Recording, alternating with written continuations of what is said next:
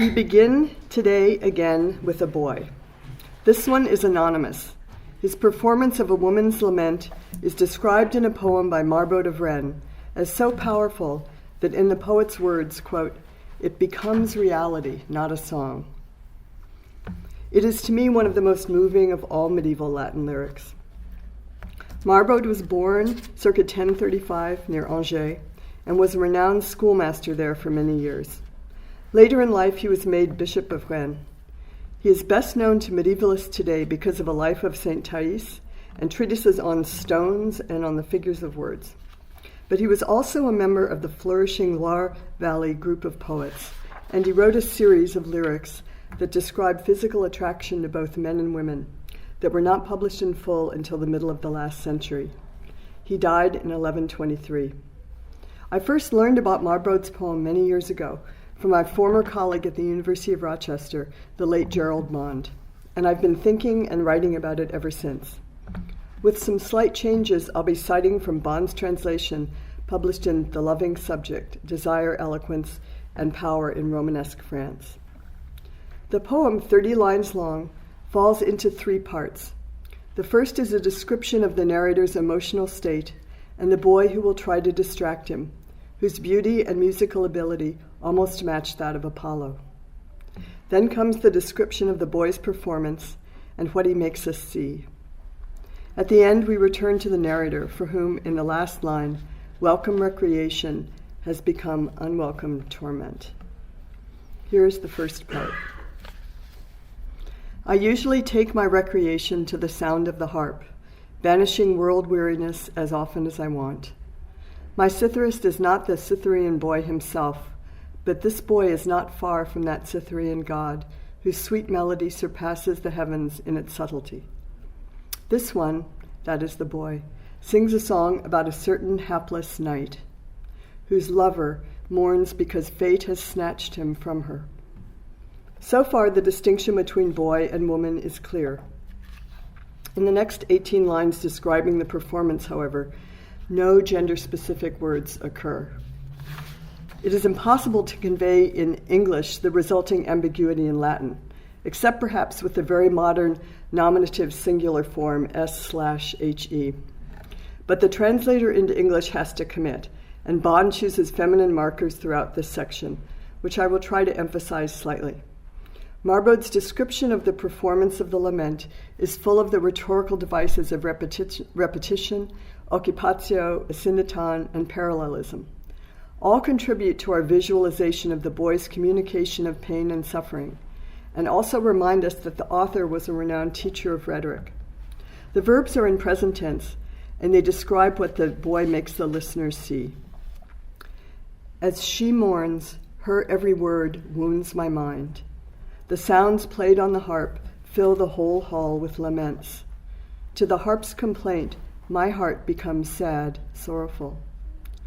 The girl prepares to raise the limbs of him lying on the ground, now pale, now without breath, pierced with a wide-tipped lance. With arms stretched out, about to embrace the body, she falls in the midst of her effort and becomes senseless, sightless.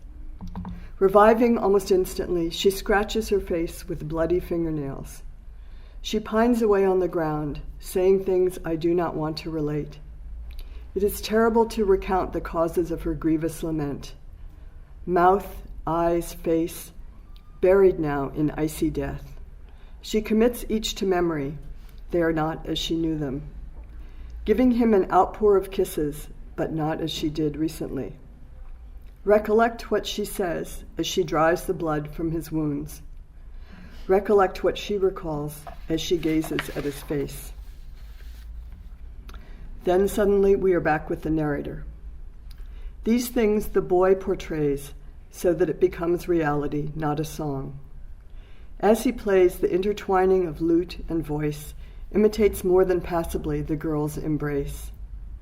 My changing heart moves through various emotions, and I seem to undergo whatever I hear from the harpist. Thus, care replaces play for me. As it pains me, everything changes around, for the welcome recreation becomes unwelcome torment. Excuse me. In his 1936 article editing this new poem of Marbaud's, André Wilmar remarks, Marbaud has not identified the characters, but isn't it clear to every learned reader that he depicts Andromache before the body of Hector? C. Stephen Yeager poo-poos such an identification of the woman and her knight, and others that are made, such as Thisbe Morning Pyramus, offered by Henning Brinkmann in Mittelalterliche Hermeneutik, or Hecuba with the body of Priam. And the first thing I did in September when I arrived in Berlin was to go look at the manuscript of this poem in a collection of Marbaud's lyrics. But alas, there are absolutely no glosses or comments, either by the scribe or later readers, on this or any other of the lyrics collected there. It's bound with a book on a treatise by Augustine on baptism. It's called by just its first line, although scholars tend to name it for either the interior lament, on a girl and her knight, or on the frame, troubled recreation. The reference to Apollo in the first lines does generate a classical frisson, but it's more likely to be the circumstances in which one reads the poem that determine or leave open the identity of the pair. I've always thought before that it was just a medieval poem about medieval lovers, but when I was preparing yesterday's lecture, ending with the two laments by Andromache, I suddenly realized that I was seeing them in my mind performed by Marbaud's beautiful boy. Paul Mendelssohn's very recent book, What We See When We Read, articulates just how compulsive and precarious our generating of visual pictures is when we read. Visualization is, of course, even stronger when we hear, which is one reason why I've tried to give you enough of the poems and passages I'm talking about for you to form pictures in your head as you listen to these lectures.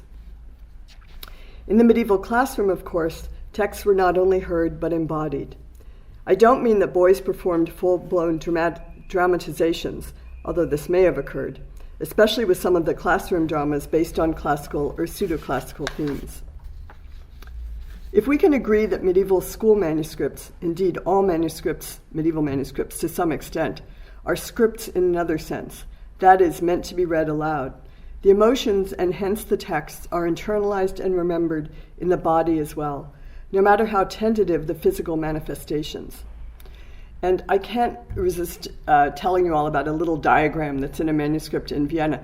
I call it Grammar Guy because it's a naked man with the different tenses of the verb to love written out over parts of his body, so that the sternum is future and the ribs are past participles and the different ones go down his leg and out his arm and things like that. And when I gave a talk on it in Stockholm, several of the people said, "Oh, I'm going to use that in my class and see if students can figure them out."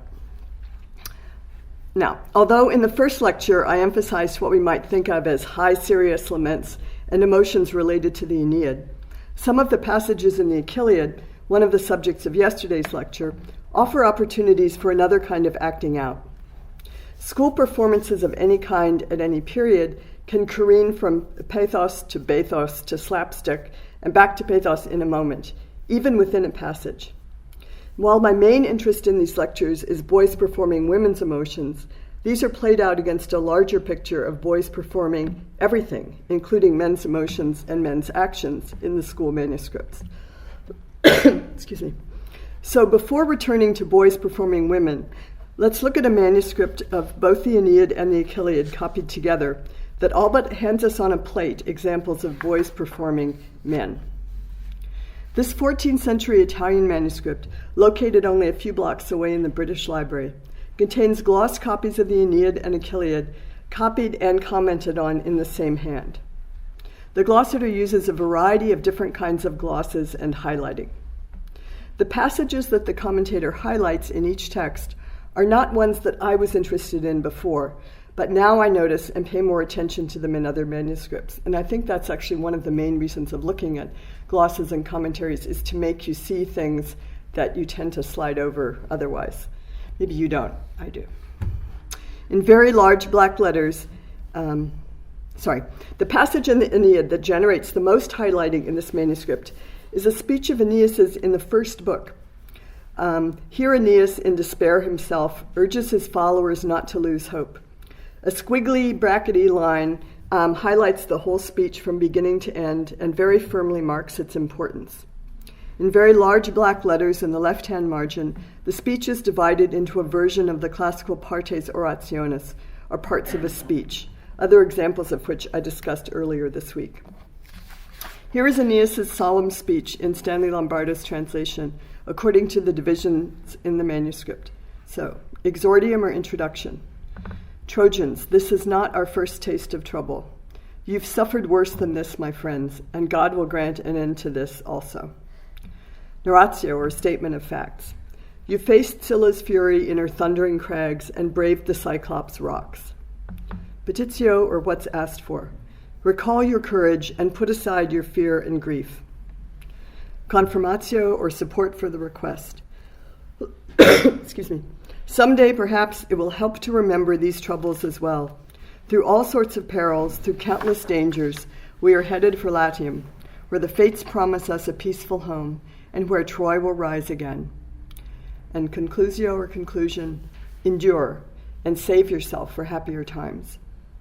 2 lines below the final line of the speech is another important kind of medieval, highlighting the maniculum, pointing to an important statement. Here it is. Aeneas put on a good face and pushed his anguish deep into his heart. So here we have highlighted a speech of inspiration that masks the speaker's inner despair, and both are marked. The speech is one of exhortation, and there is no confutatio or rehearsal of opposing arguments. Furthermore, the divisio partitio of the classical oration has been replaced by the petitio, or formal request, taken from the standard parts of a medieval letter, also a well-known rhetorical form. In contrast, the most highlighted portion of the Achilleid in this manuscript is the male priest Calchas's channeling of Apollo's words, revealing the hiding place of Achilles, while the utterances of Apollo's Sibyl in Book 6 of the Aeneid receives almost no emphasis. In other words, he's not interested in similar kinds of passages. He has different interests in each book. The scene is the Greek camp. The priest Calchas has been shamed and forced by the speech of a Greek warrior, Protesilaus, to consult Apollo to find out where Achilles is hiding from the war. Protesilaus' speech is divided itself into partes orationis in this and several other manuscripts, and it's not a speech that I would have paid much attention to myself, but this would have been an error on my part, and I'm not going to read you the divisions of this one. They're pretty close to the other. Calchas' speech begins with a much exaggerated maniculum, where a huge index finger points to a gloss identifying the words of Apollo said through Calchas. The speech of Apollo is further highlighted with the squiggle brackets down the side. A small gloss in the margin just before Calchas channels the god announces that Calchas receives the spirit of the god into himself. And we get a description in the Achilleid itself of his being taken over by the god. Statius provides in the text ample instructions for an intense, possibly campy performance, of which I'll read a few lines, again in Stanley Lombardo's forthcoming translation. And I have to say, when I read this, it reminds me of the film The Exorcist. So now try and keep that out of your head, what I'm reading. When Calchas suddenly turned pale, it was clear that the god was entering him. Soon he's rolling fiery blood-red eyes that see neither comrades nor camp, blind and in another world. Now he apprehends the great assemblies of the exalted ones in heaven.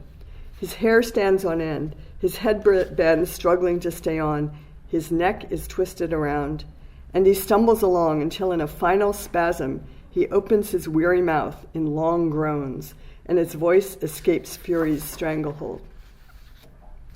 Then the super-highlighted words of Apollo speaking through Calchas, addressing Achilles' sea-nymph mother, Thetis. He harangues her for removing Achilles from the care of the centaur Chiron and hiding him in the company and clothes of women. And then he addresses Achilles himself. So first he addresses Achilles' mother.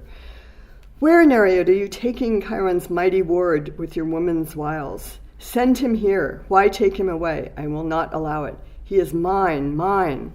You were a sea goddess? Well, Phoebus drives me. Where are you trying to hide the overthrower of Asia?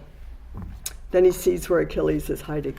Oh, the wicked crime. Look, flowing garments are put on his chest. Tear them off, boy, tear them off. Don't give in to your fearful mother. Ah me, he's stolen. Who is that shameless girl there? Well, it's possible to read these lines straight, as it were. It's easier to imagine them played, at least partially, for laughs. And once we admit of such performances, they are potentially everywhere. Dido killing herself with the sword, that most painfully exquisite of all scenes in the classroom text, could just as easily be acted with over-the-top exuberant versions of stabbing oneself. The scene of her throwing herself backwards off the parapet from the Carmina Burana manuscript that I discussed on Monday, and that's reproduced on the poster for these talks, is so extreme that it verges on the kind of extravagant gesture that I'm talking about. Both of these performances, Calchas's and Dido's, take place in group situations. One of the hallmarks of the speeches in classical texts is that they are almost always public. In this way, they are very different, for example, from some of the most famous speeches in Shakespeare.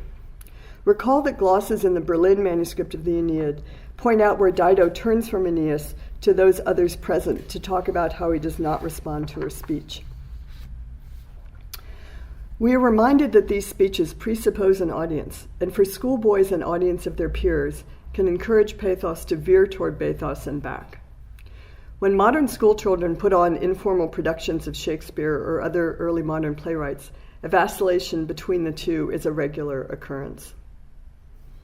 Specific statements regarding performance, that is, pronunciatio or delivery in rhetorical terms, are relatively rare, but they do exist. Jan Zukowski cites glosses in numed manuscripts of Lucan, such as the one saying that a particular line is to, quote, be delivered as a rhetorical question, or is to be delivered with indignation. One word, quantum, is to be delivered with wonderment in one manuscript, and in another, a gloss on the same word says, he says this with an exclamation. But highlighting itself can provide reminders for performance. In a late manuscript of the Aeneid in Vienna that pays close attention to Dido's speeches, a highly visible maniculum draws attention to Dido's reaction to Aeneas's comparatively tepid response to her initial accusatory speech. While he is speaking, she looks him up and down. This marker tells us to note her physical reaction, but perhaps more importantly, it functions as a cue for how Dido should act during Aeneas's speech. In the same way, Statius constantly tells us how his characters act and look. This emotion is especially pronounced in the descriptions of Achilles when he's pretending to be a woman, both when he is attempting to get close to the girl he's befriending because he's attracted to her, and later when Ulysses and Diomedes come to find him. Even before he takes up arms, Achilles' true nature begins to reveal itself as the girls are asked to dance before their famous guests. So here you have to imagine a boy pretending to be Achilles, pretending to be a girl. Then especially is Achilles prominent, careless about his turns or linking arms, scorning more than usual feminine steps and dress, disrupting the dance rings and causing confusion. And Ulysses emphasizes the superficiality of Achilles' disguise. He says, "We know it's you, raised by the half-beast, Chiron," unquote. But I was lucky enough to find at least one example of specific instructions for performing two of Dido's speeches.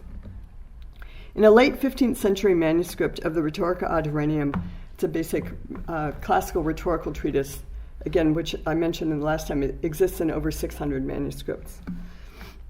In the margin below the description of how laments and exhortations were to be performed, Dido's first two speeches in the Aeneid, after she's found out that Aeneas are going to leave her, are copied as if in rebuttal. So in other words, you've got a copy of the Rhetorica ad Herennium saying this is how you're supposed to present two kinds of speeches, and then in the bottom, there's this huge long gloss that goes up to the other side that gives all of Dido's speech instructions, all of Dido's next speech instructions, and then some examples from male speeches, particularly Sallust and Cicero, that do match what's up in the text, and without further instructions. Each set of instructions was completely different, they're very short, from what the author of the Rhetorica ad Herennium suggests. According to the Pseudo-Ciceronian Rhetorica ad Herennium, the speaker should use for a lament a restrained voice, deep tone, frequent intermissions, which it probably means breaks, long pauses, and marked changes, unquote. In contrast, after quoting all of Dido's first speech, the anonymous commentator says that it should be performed, that it is an example of this kind of speech, and that it should be performed with, quote, catching of the breath, sighs, and sobs, unquote. This description is most applicable to the final lines. Question? No. Okay. Here's the end of that speech, and I haven't read it earlier, so. If you had at least left me with a child before deserting me, if only a baby Aeneas were playing in my hall to help me remember you, I wouldn't feel so completely used and abandoned, unquote. Her next speech, when she erupts after Aeneas's unhelpful response, is defined by the glossator as an example of an exhortation. That is, a speech that tries to move one to action. The Rhetoric ad Irenium says that an exhortatio, should be performed with a, quote, thin-toned voice, moderate loudness, an even flow of sound, and frequent modulation, unquote. The glossator, in contrast, says that Dido's particular example, again, which is quoted in full, should be performed, quote, with a gesture and a curse. I'm going to read just the first few and last lines because they're the ones that are most relevant to this description. Earlier, the part of this speech that I read in the earlier ones was the part where she turns away from Aeneas and talks to the others, but I'm reading here the parts where she's addressing him directly. She starts, "Your mother was no goddess, you faithless bastard, and you aren't descended from Dardanus either." At the end, "I hope if there's any power in heaven, you will suck down your punishment on rocks in mid-ocean," calling Dido's name over and over. "Gone I may be, but I'll pursue you with black fire, and when cold death has cloven body from soul, my ghost will be everywhere. You will pay, you despicable liar, and I will hear the news. Word will reach me in the deeps of hell," unquote. Yeah, it's pretty definite. Here Dido sounds most like another Herodin of the Aeneid, Juno, who brings us back to Augustine, with whom we started at the beginning of the week. For we know that Augustine performed Juno in the classroom, but he performed his own composition based on a speech in the Aeneid, rather than Virgil's speech itself. And there is, in fact, a long tradition of classroom composition exercises based on classical texts. Most of these are from the Greek tradition, but one of the most important descriptions of such an assignment in the Latin tradition is Augustine's. Here we find out, in contrast to what we explored in the first lecture, that he did not empathize with all female characters who were treated badly, or at least who felt that they were. Sorry, my voice is starting to go again. Although Juno is associated with both grief and rage in Augustine's description, she is the byword for anger alone in studies of the history of emotions, such as William Harris's Restraining Rage.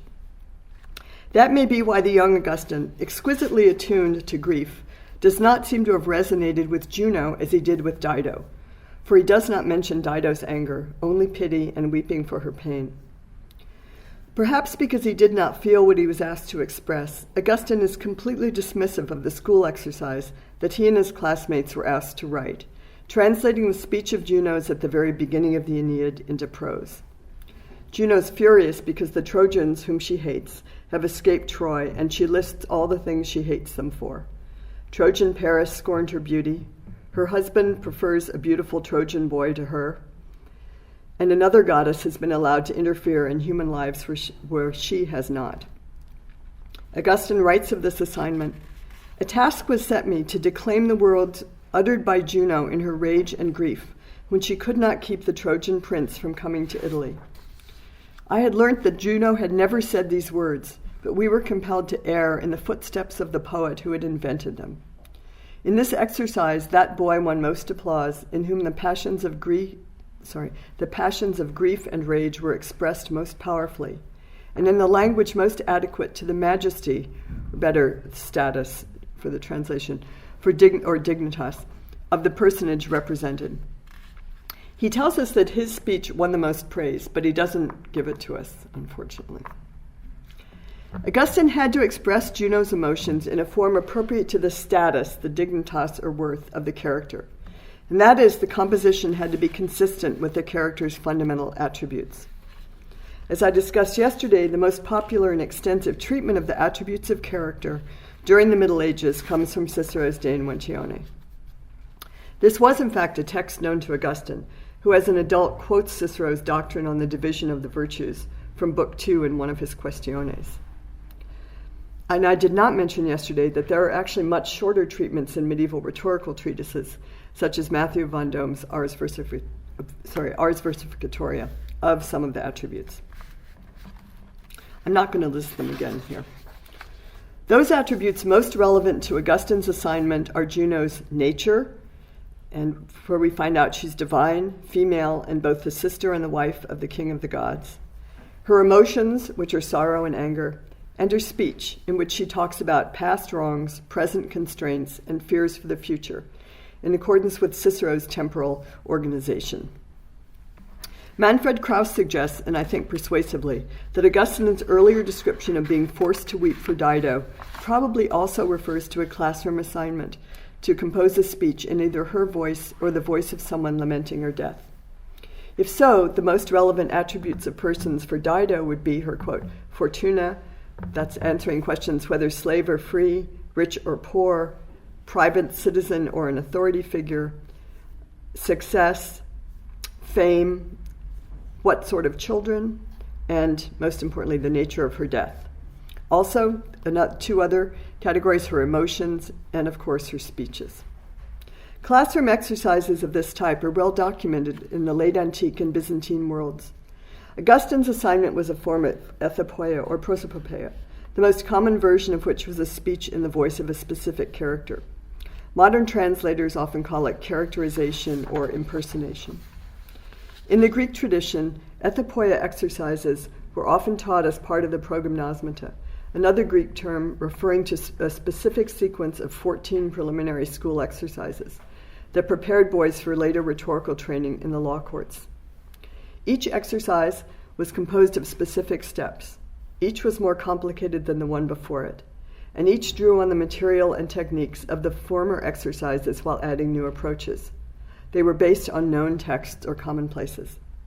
Ethopoeia comes in at number 11, fairly far along in the sequence, after the students have learned to elaborate given material, ranging from a proverb to a known narrative, and to approach material from both positive and negative points of view. It's the first time that students have had to struggle directly with emotion and tone as the focus of their writing. And the emotion is often a woman's. The example for narrative, the second assignment, retelling an event from one of the school texts was, "What evil did Medea not commit?"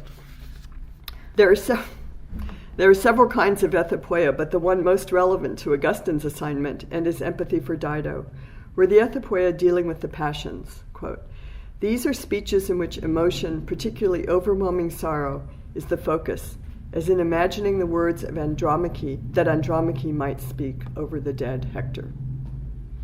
The most influential treatise on progymnasmata was written in Greek by Apthonius, who lived in the 4th century of the Common Era. His text emerged as the standard textbook in the 6th century, and it was also widely used by teachers during the Renaissance and early modern periods, particularly in 16th century Latin translations and vernacular adaptations. And one important distinction between the Ciceronian tradition and that of the Greek rhetoricians is the temporal sequence in speeches.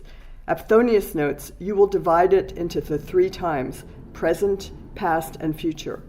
Or as Reynolds' English translation and adaptation of Lorich's Latin translation and adaptation of Apthonius puts it, the ethopoeia should treat a present time, a time past, and a time to come. Whereas Cicero lists the speeches as going in a direct chronological order, past, present, future. But in the Latin West, until the Greek treatises on progymnasmata were translated in the 16th century, the tradition was less rigid, and the assignment was sometimes made on its own, as appears to have been the case with Augustine. And although the treatise on progymnasmata by Hermogenes was translated into Latin in the 6th century by Priscian, Manfred Krauss, who's working on the history of the Programmnausmata, notes that there is not much evidence of their use in this form or for this reason during the centuries that I'm working on. In the late antique Greek tradition, the classroom subjects for the speech and character came mostly from the Iliad and the Odyssey, such as an assignment to compose a speech for Paris when Menelaus is wounded, or Athena seeking to calm Achilles' anger, Nestor hearing of Odysseus' return, Apollo after the killing of Niobe's children. Also the example from Chiron that I read yesterday, discovering that his former pupil Achilles is dressing up in girls' clothes. One of my favorites is, what are the words that that would be said by one of the Greek wives meeting Helen in Greece after the end of the war? The Christian Byzantine examples that we have are adult compositions, often by teachers of rhetoric, on such subjects as the words of Adam after being expelled from paradise, the words of Cain after killing Abel, paired with the words of Abel after being killed by Cain. Lazarus resuscitated, the Virgin Mary after the water is turned to wine, or her seeing Christ hanging on the cross on Good Friday. Only a tenth as many Latin examples have survived as Greek, both of literary creations and what we assume are assignments from the classroom. All are from the late antique or very early medieval period, none of them later than the 6th century. In the interest of time, I'm just going to summarize the list of speakers. Hercules, Diomedes, Thetis, Menelaus, Juno, Dido, Achilles, Aeneas, Dido again, and Augustus. 6 of the 10 speakers are male, a percentage that holds roughly true for all surviving epophoea. But note that Juno and Dido are the speakers in 3, and the other female character, Thetis, we looked at yesterday. And Manfred Krauss and I have translated the list of just the list of the subjects of all of the surviving epophoea that comes from a collection by, Amato and Champ, and it's about 10 pages. And if anybody would like it, we hand it out freely. This late antique Latin tradition seems almost claustrophobic in contrast to the Greek one. Like Augustine's own education, according to Peter Brown, it's based on just a few texts and a much smaller number of characters. But again, a point I tried to make in my first lecture is that depth can trump breadth in certain pedagogical perspectives. We do not have evidence that this particular composition assignment was practiced during the later Middle Ages in the Latin West, at least to any verifiable extent. But there are similarities between Augustine's assignment and what we do know about the medieval classroom. The parameters of Augustine's assignment are clear, and they resemble the assignments in and the comments on the Poetry Nova of Geoffrey Van Sove, a rhetorical treatise of which I made a lengthy study. First, Augustine's assignment is based on a passage in a text that the students already know. Second, the assignment focuses on a very early moment in the text. In fact, Juno's speech is the very first speech in the Aeneid, and it sets up much of the turmoil that follows. This, too, anticipates medieval composition exercises that were often based on the beginning of classical stories, such as those of Pyramus and Thisbe, or Niobe. Third, the text was to be changed from one form to another. This emphasis on variation of form or translation into another language is always a basic component of rhetorical education. And some of you may know from the later period, Lynn Enterline's study, Shakespeare's Schoolroom, and also Nicholas Orm's work on the Vulgaria that illuminate this. Fourth, the students were to perform their compositions in class. Most of the surviving school exercises that we have from the Middle Ages differ from Augustine's in one important respect. And this is something I've just been working on. I think it holds true, and I would be very interested in what the rest of you think about this. The medieval exercises that I know of are in narrative form rather than speeches.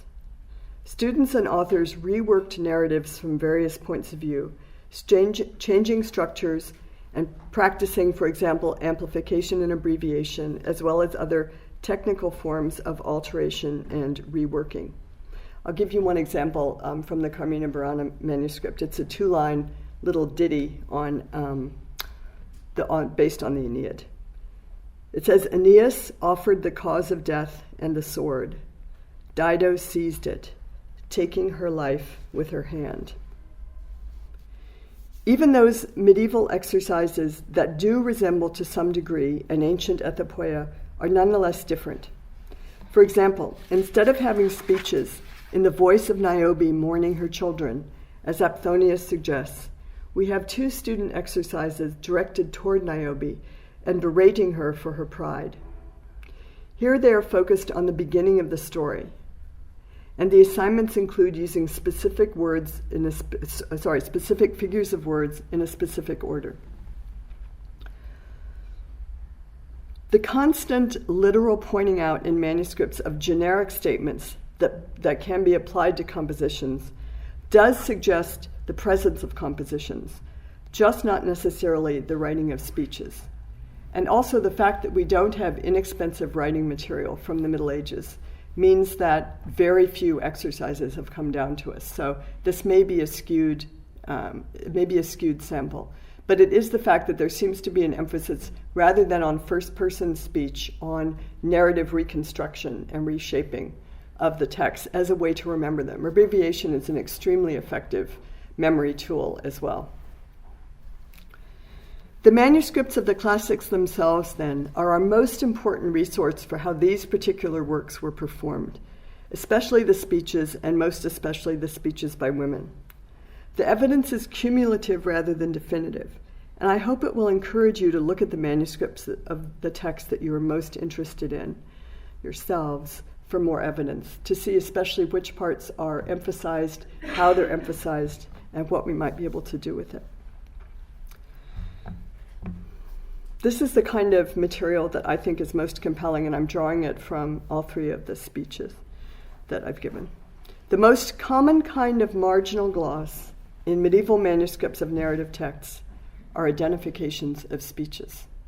We are always told who is speaking. We're usually told to whom the person is speaking, and we're often given other kinds of information. In other words, that's what needs to be known, is who's speaking and when the speech starts. This is also true of many manuscripts of vernacular texts. For example, most of the glosses in Chaucer's Troilus and Crusade are mentions of who's speaking. This information is the basis for all presentations and performances of texts. The second most common highly visible gloss is the identification of epic similes or comparationes. While this may be a technical issue, I would suggest that it too signals a change in performance, either in tone, intonation, or a kind of stance or projection. I don't know what that would mean, but I think it indicates some kind of shift, indicating maybe even a directional signal of some kind. Third, the 12th century Latin classroom dramas, these are usually sort of fake classical stories that have been reworked, are often copied in school manuscripts along with the copies, along with basic classical texts like the Achilleid and the Ilias Latina. These dramas are formulated down on the page. They have the same formats as the narrative texts.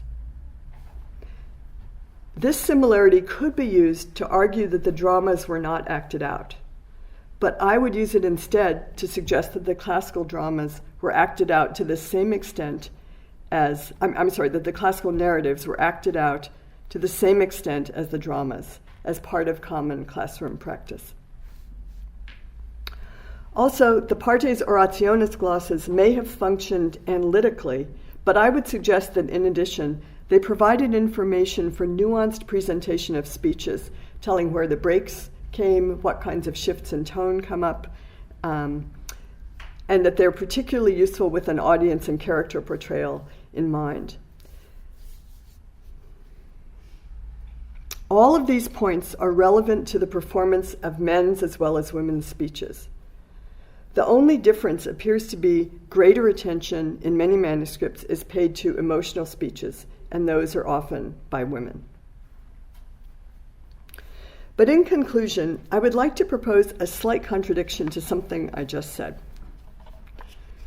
The survival of laments in women's voices, such as the ones I read at the end of last class or the one beginning today, especially in manuscripts produced during or just after the period of Numing, that is, the 10th through the 12th centuries, suggest that the experience of lamenting with women in the classroom did generate, if not in the classroom, then later, a tradition of composition based on the emotional experiences of women in the text, like Andromache, with whom we ended yesterday, and of course Dido from the first lecture. In the Carmina Burana manuscript itself, there are a small group of these kinds of laments or school exercises copied together, all but the first of which are based on the Trojan War, and the first is based on Apollonius of Tyre. Several are extraordinarily moving laments in the voice of Dido. There are two that are two-line school exercises, including the Dido and Aeneas example I read earlier. Here's another one. Love arms Paris, Helen he wants, her he takes. The crime is clear, the enemy comes, and fighting. The walls give way. But the most enjoyable, at least for me, is the second of these. It tells Dido's story, but with a happy ending. It ends in the cave, where the sexual union between Aeneas and Dido is coded in terms of logical arguments and give and take. I'm going to read from the last two stanzas of the 9 in Peter Dronka's translation, in his essay on Dido laments in Intellectuals and Poets in Medieval Europe. Just before, we are told that Dido hid with her lord Aeneas in a cave and placed herself beneath him there. The lord Aeneas shows his 3 propositions and makes his syllogisms. She presses against it with opposing motions. And so, blissful in the conjunction of these two, the palace of the ether grew resplendent, for at the joys of love, all things smile and grow radiant. Dronka says that it's a celebration of Dido's love. He says it concludes with the love union in the cavern and does not look beyond. I prefer to see it as someone finally giving Dido a happy ending, rather than her own expression of temporary self-delusion. If we read it that way, then we do not always have to weep for Dido. Thank you.